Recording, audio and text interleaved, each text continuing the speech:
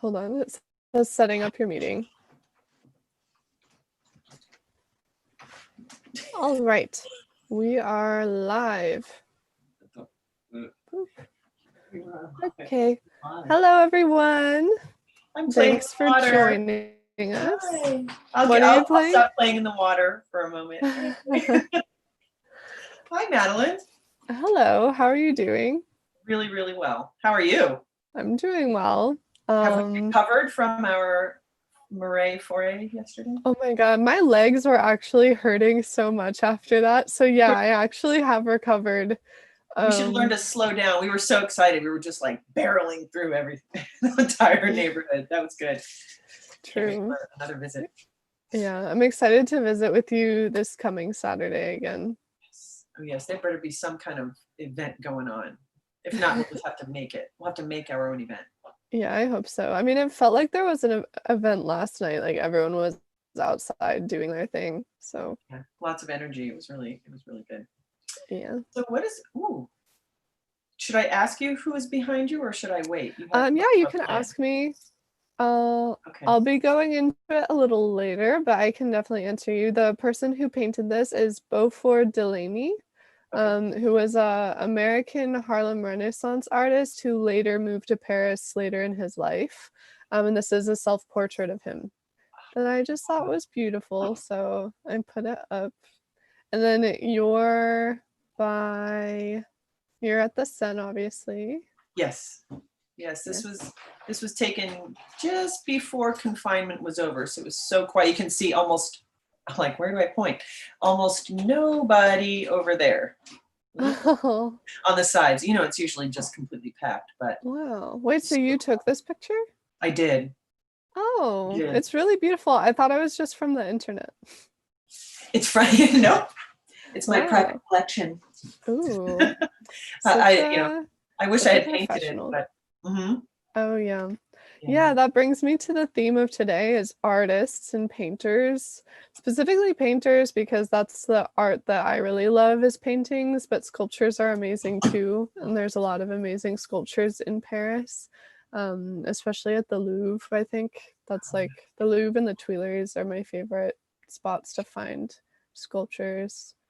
And there's Jardin de Luxembourg, but that's honestly a bit far away from my apartment, so it's not as much of a place I go to. But okay, I have 2 quotes to start us off. So Oscar Wilde in The Picture of Dorian Gray, "When good Americans die, they go to Paris." I thought that was clever. I'm a really good parent and I'm dead. What about you? Same? Yeah. Oh no. Dead. Maybe no, I don't think we're dead. Maybe we're reincarnations of we can ask Maureen on Thursday. Yeah. It's Friday. Spooky, scary stories. We are actually here or living in the afterlife in Paris. Either way, I'm fine with it. I'm just wondering. Yeah. And then my second quote is from, this is a very German name, Friedrich Nietzsche. Nietzsche? Is that how you pronounce it? He said, "An artist has no home in Europe except in Paris." So, if I were an artist, I would probably agree. Those are good quotes. I mean, I can't disagree with either of them. And then, okay, so that brings us to our first activity. I'm gonna take my timer out. It's gonna be 5 minutes, and you're gonna list 5 reasons you fell in love with Paris. So at the top of your page, you'll write 5 reasons I fell in love with Paris. And if you've never been to Paris, it can be any city. And then you'll just do a list of 5 reasons. It can be a word, a phrase, and I'm going to start the timer now.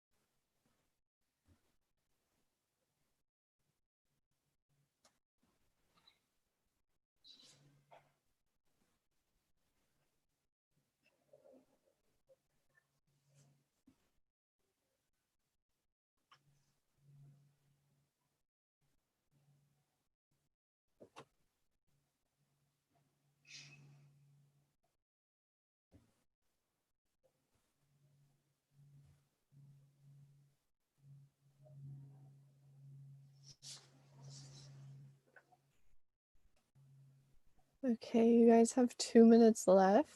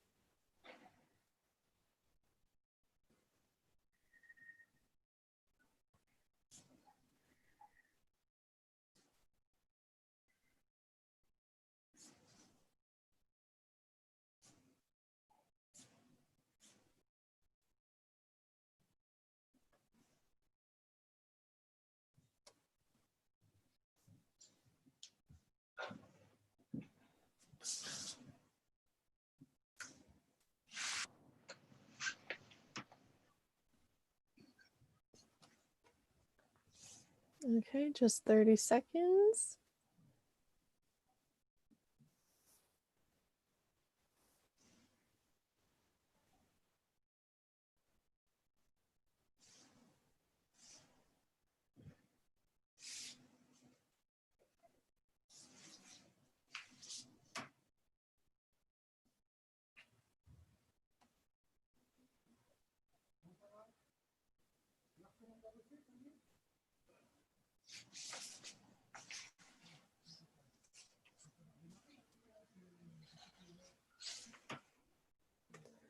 Alrighty, pens down. Was that enough time? Yes. Okay. Okay, so then the next quote I have is from the author Glennon Doyle. She wrote it's a really like big bestseller. Sorry, I forgot what the word is. It's called Untamed. Her book. Oops. Her book is called Untamed. Her name is Glennon Doyle, and there's a chapter where she goes to Paris, and she says, Paris says, we are here for a short time. We might as well sit down for a long while with some good coffee, company, and bread. Here, there is more time to be human, maybe because there has been more time to learn how. And I thought that was something I agree with. Because it definitely, like, Paris is a bustling city, but it definitely feels like people know how to relax here and they know how to like have pleasure and live their lives. um Was that the book you were looking for? And you couldn't. yes, You actually, found it. I found it. Yeah. Yay. Yeah, and I Yeah. have another quote from her coming later in the thing, but for now, I just wanted to share where artists currently paint in Paris, like some places you can find it for free in Paris. So in Montmartre at Place du Tertre, it's the little center that's next to the Basilica Sacré-Cœur. And it's this center where local artists have portraits already painted, or they can paint your portrait. And you can go there and sit for a painting, take their picture. You can get a crepe and just walk along the sides of it, but it's this big open square, and it's a cool place to be because Montmartre was a center for a lot of famous artists. Also, for street art, if you're looking for graffiti everywhere and maybe even like spot an artist as they're painting, Rue Oberkampf and Canal Saint Martin are really good places. Also, because nowadays street art is such a big thing, and big companies sponsor a lot of street artists in Montmartre. Like my roommate met a really famous street artist, which I actually don't know his name, but he does the L'amour court les rues art, and he was sponsored by Coca-Cola. And she just met him on her birthday, and he handed her it's a little name tag thing that says, "Hello, my name is," and he wrote his L'amour couleur on it, and just said, "Hey, don't put this on eBay." So you might even run into artists just living their lives in Montmartre and Canal Saint-Martin. And then at 59 Rivoli, I actually wrote about this in a blog post, which you can find at Experience First website at the bottom of the site. Um, and in the 90s, it was an abandoned bank that a bunch of local artists descended onto and created like their own atelier, their own work studios. So you can go there to this day. It's a free art gallery, and you walk up the stairs and just walk through a bunch of local artists' art studios, and they answer questions. One guy I met there, he was an artist. He was super eccentric, and he like drew all of us over a little piece of paper that he already painted on, and he asked us our names, and he wrote a silly little message, and then he was like, okay, pay me for this. So we paid him like 20 euros. But it was worth it though. It was really cute. And he wanted to take a picture with us. So he was like insisting, like, come into my studio and take a selfie with me.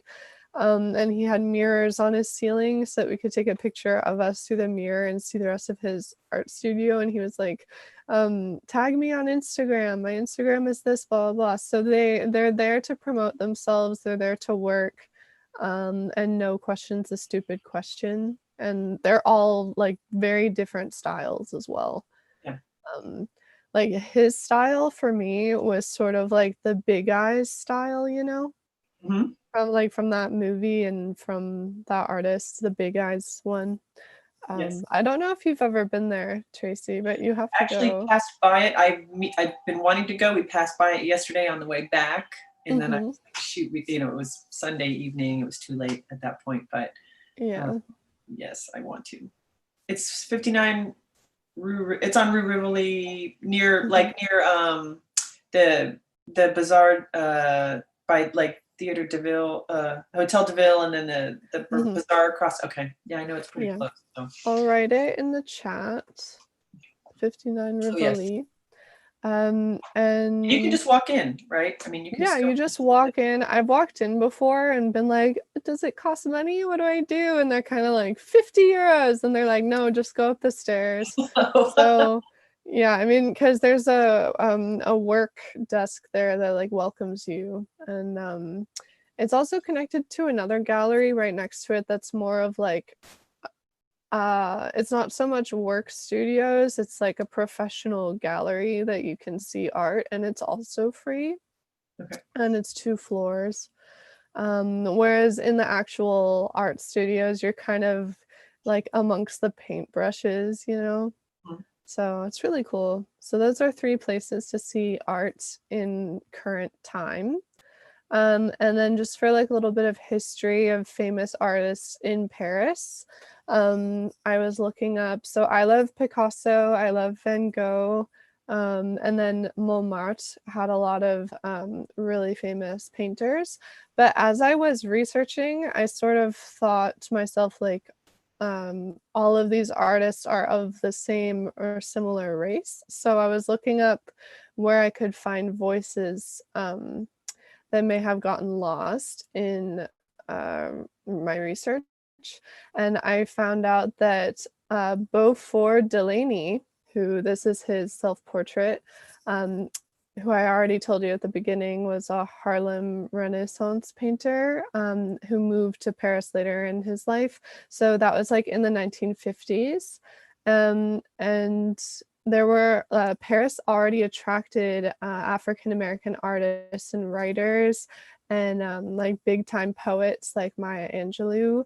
Among those, some of the most famous were Richard Wright, James Baldwin, Chester Himes, Ralph Ellison, William Gardner Smith, and more. And Richard Wright said he described Paris as a place where one could claim one's soul. So I thought that was really cool.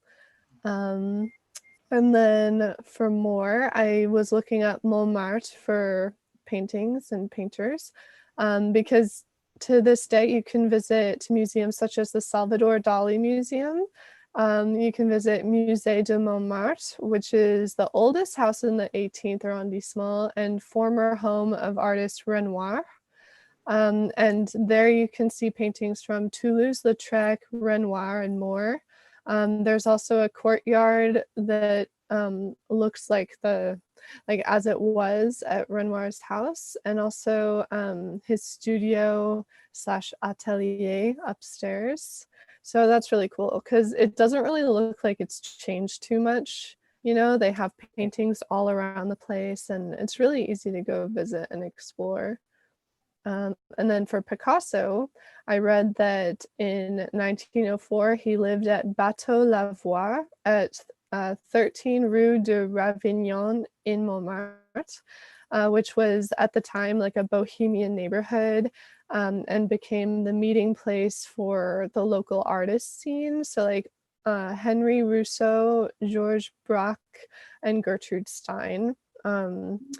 And this is where he painted Les Demoiselles d'Avignon in 1907, which was his part of his Cubist paintings.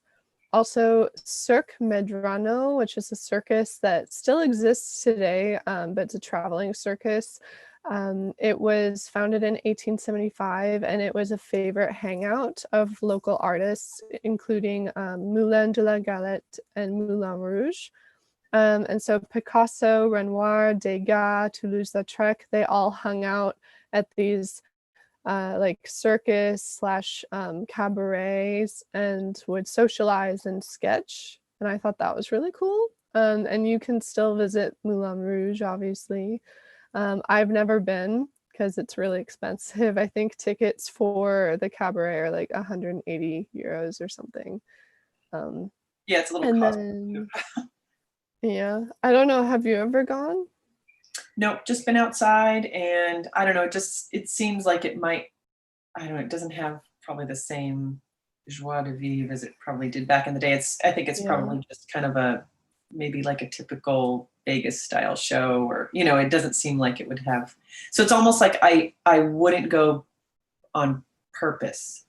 You know what I mean? Yeah, it's kind of commercialized. I used to be in the circus, and I was a showgirl in the circus. So for me, it's like it has a place in my heart, and I just wouldn't want it ruined. You know what I'm saying? Like I still do. I have my own thing. I do something called amuse-bouche caburlesque, where I kind of mix. I'm gonna write that down.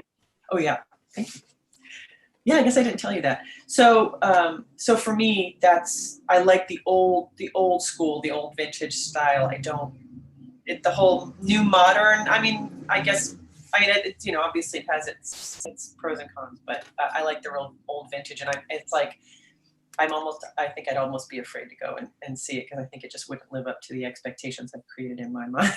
It's what it used to be like. Yeah, when it was the Can girls, like the original, like Can girls, not super polished, but, very, and they were all like artist subjects, the artists would paint them and really like paint them in repose, and in the way that they were, just kind of, it wasn't that just always, on display. It was them as real people, real women of the time living their lives. So I kind of view it that way, and I kind of want to keep it that way. Oh, that's cool.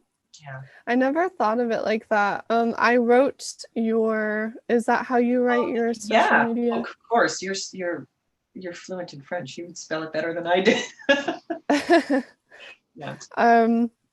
But yeah, I don't know. With the Moulin Rouge, I wrote a blog post about it. I've never been, but it was like facts and traditions that I read about that they do. And I know they invented the can dance there. So, and like I was reading about where they get all of their costumes in Paris, and it's all these places that have been partnered with them for like 50 years, making the shoes they wear and the feathers and everything. Yeah, so very it's definitely a fascinating show. And it used to be, like I said, when you looked at it, it was the very, it was almost gritty in some ways. It wasn't very posh. It was kind of gritty, and it was where people went and were like, wow, you know, hooting and hollering and whooping it up and enjoying, and, you know, yeah, it's, now it just seems like it's very, I don't know, it's almost like it's just very put on. I mean, I could be wrong, but I almost, like I said, I just want to have my my image of what Yeah. of the way back in the day kind of thing. So, Oops. you know what I also think is really Yeah. interesting? Um, We were walking once in a while in neighborhoods, and, you know, you look up and it's like, oh, you know, that was probably an artist's studio or artist's home. Oh, that's amazing. An artist's studio or home. And because you can see at the yeah. top floors, they'll have big, huge windows to let in all this light. And it's amazing. Mhm. Like, you're walking here and they literally have built buildings for that specific purpose back in the day. And you'll see sometimes, I mean, you know, it was pointed out to me, and then we walked up to the front of the building. There was this plaque that basically said this was the, you know, this is an artist that lived here. You're Uh, like, oh my gosh, you know, it specifically was, it's so appreciated that they built buildings in such a way as to make sure that artists had the light that they needed and the space that they needed for their work. yeah. Amazing. Speaking of light, Vincent van Gogh, he painted in a suburb that's like 35 to 45 minutes outside of Paris by train. It's called Agnières-sur-Seine. There's a little hidden S in there, so I'm gonna write this down. Okay. Agnières-sur-Seine. It's a suburb, and he painted there. And while I was studying abroad 2 years ago here, I actually had a project where it was like, go to Agnières-sur-Seine and tell us everything that you can find about it. And Vincent van Gogh, he would go into like the sides of the Seine, and he painted the Seine with the Pont de la Grangette. And he wrote to his sister, he said, while painting at Agnières, I saw more colors than I have ever seen before. And it was, instead of working with the somber colors of his early work, he was able to embrace the use of color and light that Impressionist artists used in Paris. So I thought that was really, really cool. So you can go to that little suburb and see what he saw with the Seine and um, yeah, that concludes the part about like history and all of that. But I have another section about where to find all the paintings that you can only find in Paris. Mhm. So just really quick, Atelier And de with the Lumière. colors on the painting behind you are amazing.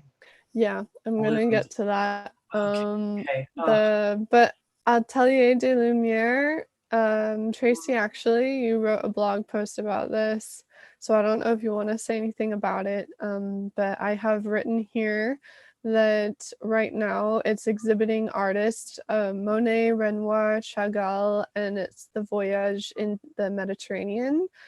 So lots of blues and water.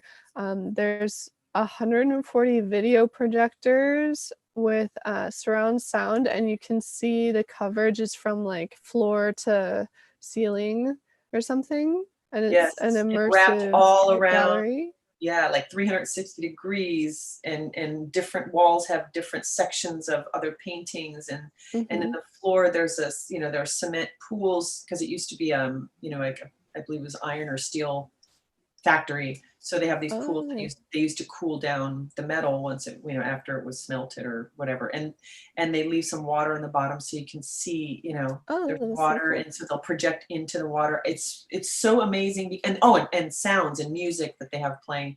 It's amazing because it's so many classic um, uh, paintings and works from 200 years ago, 100 years ago, but yet it's being displayed in this completely modern way, in contemporary way, you know, by light projection. And so you get this like dichotomy of seeing the old classic in such a like an in your face kind of way, and it's like you're almost immersed in the paintings and the art. It's so good. It's so good. It's really good, and it's inexpensive. Yeah. That's the nice thing about museums and exhibitions and whatnot here. It's art is so important to Parisians and to French in general, the French people in general. They make it as accessible as possible. I mean, I think it's 12 euro or something to go see that. It's you know, and it's such an amazing thing. You can. I mean, in many exhibits are some of them are free or very low cost, $7, $8 to see incredible art, and it's everywhere. I mean, it's just everywhere here. Yeah, true. Even at our little walk around in the Marais yesterday, it was like art was everywhere in the street. Just even on the doors in Yes. Paris, you'll see these big French doors with sculptures on them. Yes. But I have the Van Gogh self-portrait and the Degas dancers at the Musée d'Orsay, and these are some of the Degas dancers. Water Lilies by Claude Monet at the Musée de l'Orangerie. It's the museum on the opposite side of the Tuileries from the Louvre. There's the Musée de l'Orangerie and Musée Jeu de Paume, and they're right next to each other. And I also have the Thinker sculpture at the Rodin Museum. And yeah, that's what I have. And then I have another activity for you guys to do. Okay. Isn't it incredible? Paris is a relatively small city, and there's just so much crammed into it, so much amazing stuff just jammed into the city. I mean, you can, you can go crazy. Actually, before that activity, I have an interesting theory to share with you guys that I read in Glennon Doyle's book, Untamed. She was talking about her trip to Paris, and she was questioning, like, why is the Mona Lisa so great? Why is everyone taking selfies with it? And apparently a woman next to her was like, there's a theory about Mona Lisa's smile. Can I tell you about it? And this is just a theory. I tried to look up online if it was fact, but I couldn't find it. It was just more information about the book. But I like it as a theory because it makes Mona Lisa seem like a badass. So the theory is that Mona Lisa and her husband lost a baby, but when she finally had a baby, her husband commissioned a portrait from Da Vinci to celebrate the birth of their baby. So Mona Lisa sat for Leonardo to paint her, and she wouldn't smile during the sitting, not fully. And the story goes that Da Vinci wanted her to smile wider, but she refused. She did not want the joy she felt for her new baby to erase the pain she felt from losing the first. There, in her half smile, is her half joy, or maybe it's her full joy and her full grief all at the same time. She has the look of a woman who just realized a dream, but still carries the lost dream inside her. She wanted her whole life to be present on her face. She wanted everyone to remember, so she wouldn't pretend. So it's kind of like saying, oh no, are you okay? Yeah, to just make that movie. Oh. I'm sorry. No, I thought okay. No, that's if I don't know if it's true, but I can understand why, why that would be a theory for sure. Yeah, I thought I was reading that and I just thought it was so important to share because I've never thought about that before. I've definitely visited. Oh my God, Tracy, I just want to hug you. I'm so sorry. No, but that's what I mean. That's a beautiful thing. Yeah, I'm glad you did share it. And Okay. I have feelings. Also just part of this, and I don't want to make you cry more. I just thought this really tied it together. Glennon Doyle, the author, she says Mona Lisa, or she says, now I understand what the fuss is all about. Mona Lisa is the patron saint of honest, resolute, fully human women, women who feel and who know. She is saying for us, don't tell me to smile. I will not be pleasant. Even trapped here inside 2 dimensions, you will see the truth. Oh, wow. Which is actually starting to make me cry, but I'll just It's very powerful.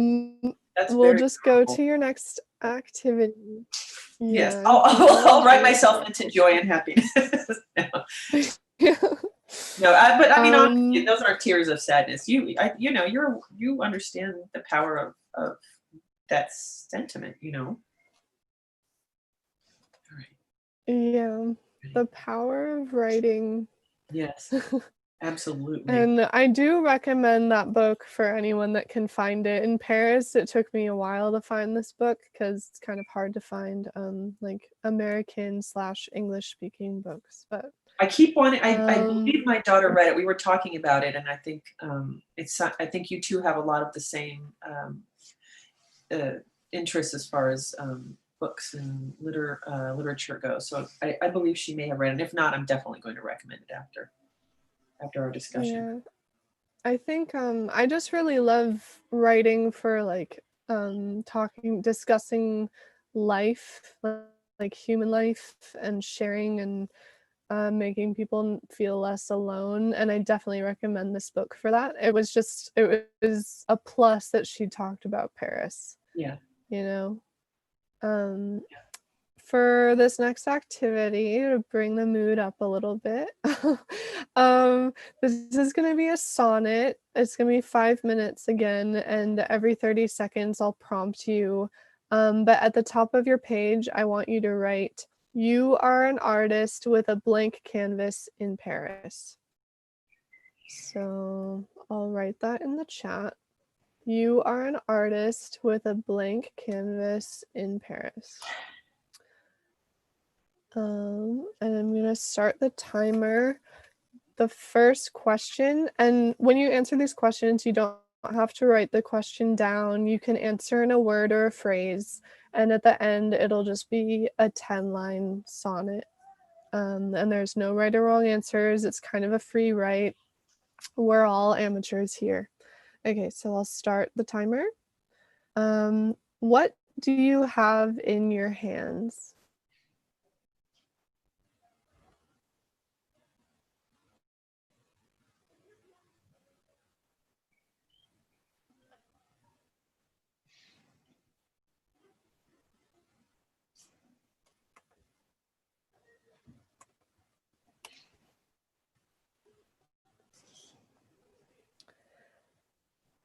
With your blank canvas, what are you going to paint?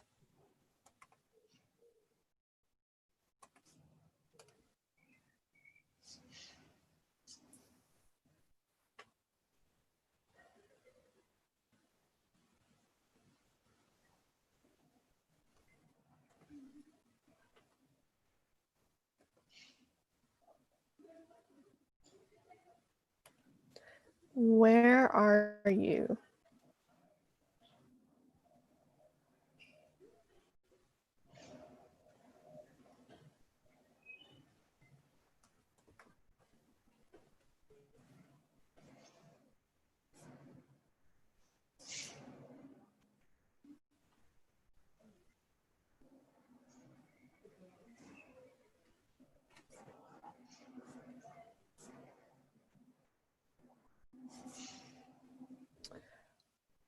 Are there people around?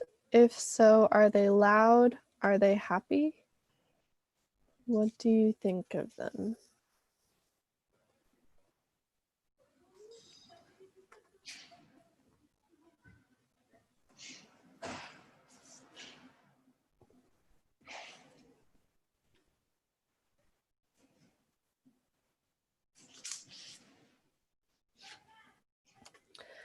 Uh, What do you focus on amongst all the background noise in order to focus?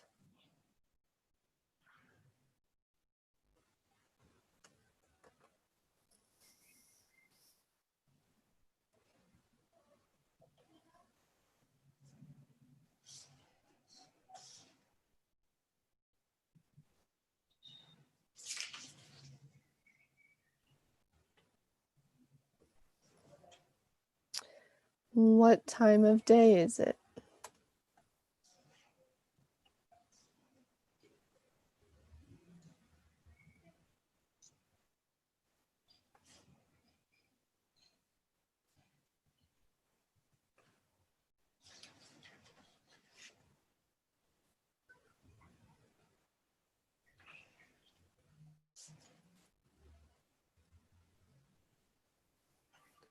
Are you alone or with friends? Or if you're with people, Do you feel like you're alone or with people?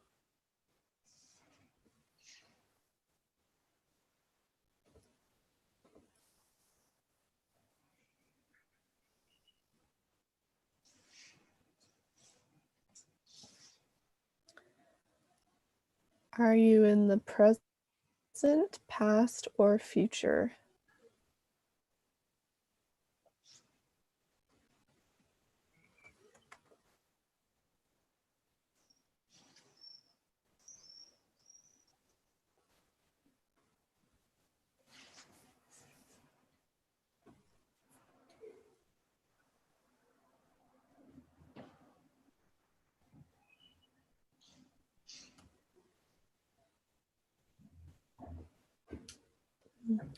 Does your painting reflect you? If so, how? And if not, how?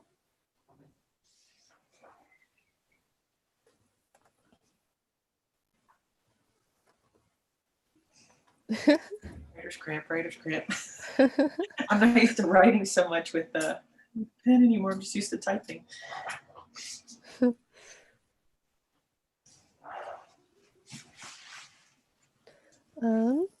And the last question, who would you share your new painting with?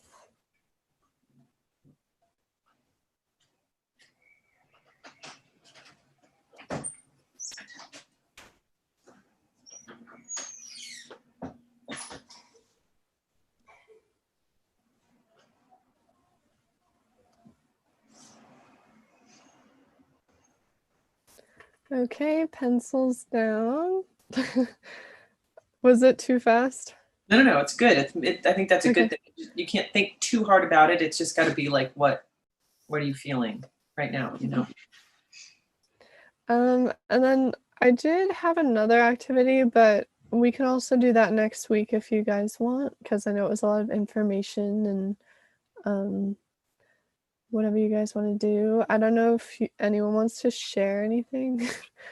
Roger says no, let's do it. So should we do it? For you, Roger. Yeah, Roger said let's do it. I agree with Roger. Never put off till tomorrow. It's another true, very true. Okay, well, we'll do it now. It's another sonnet. It's another 5-minute thing that's sort of the same as before. I'll prompt you every 30 seconds. So the prompt is at the top of your page, you will write, "You are stationary in the Parisian street." So you're standing still. You are stationary in the Parisian street. Okay. So I'm going to set the timer for 5 minutes.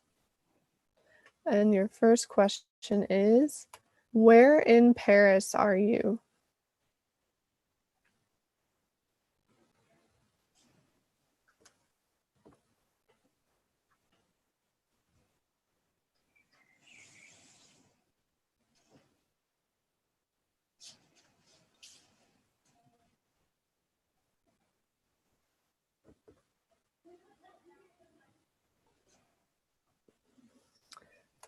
How do you feel?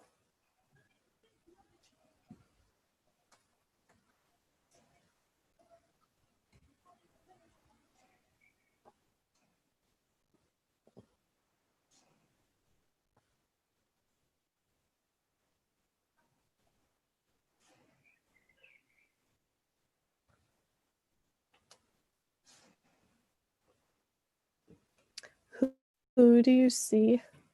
Do you know them? Are they strangers?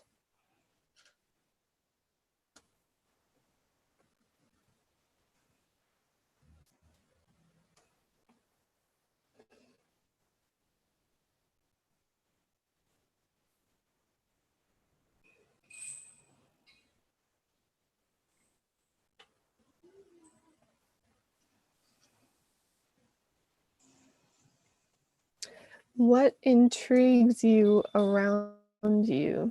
So what around you do you find intriguing?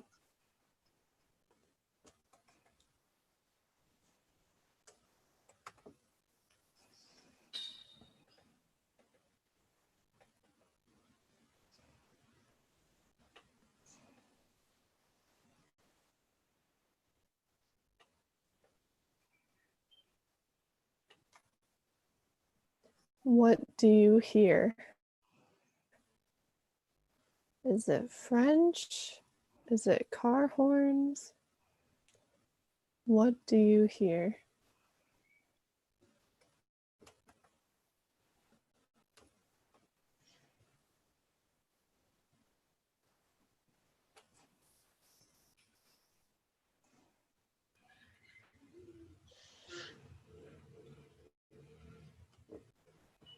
What is stopping you from walking? Because remember, you're stationary in the street.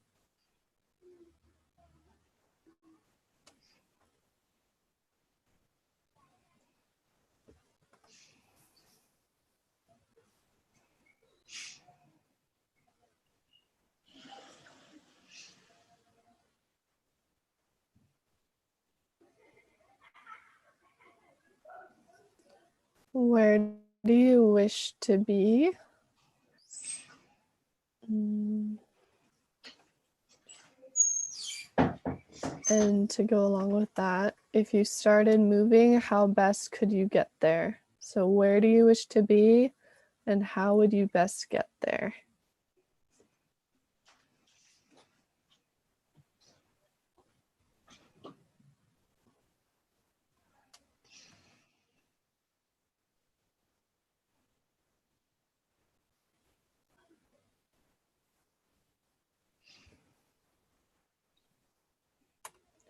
What do you wish to see in this Parisian street?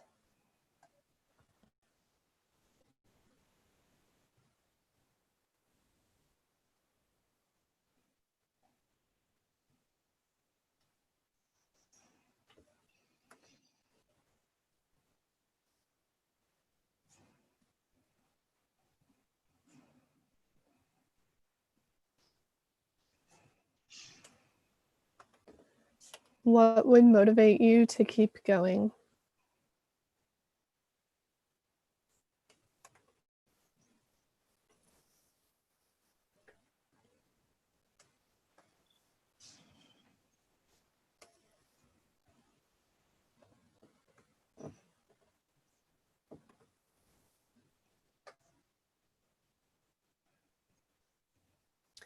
In what artistic fashion would you use to express and remember this moment?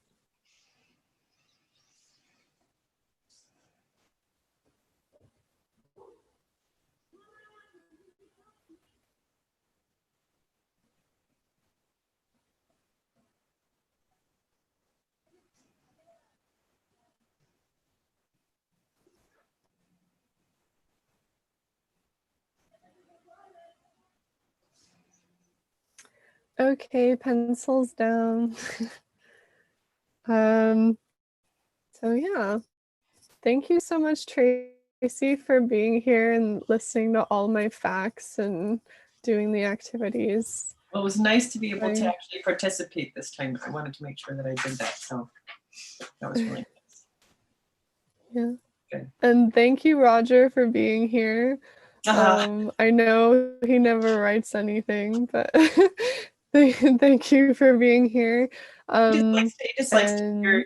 Yeah, he just wants to hear. Oh, he was at the center point in front of the Notre Dame. Do you want to share? That's close to where I was. Poem?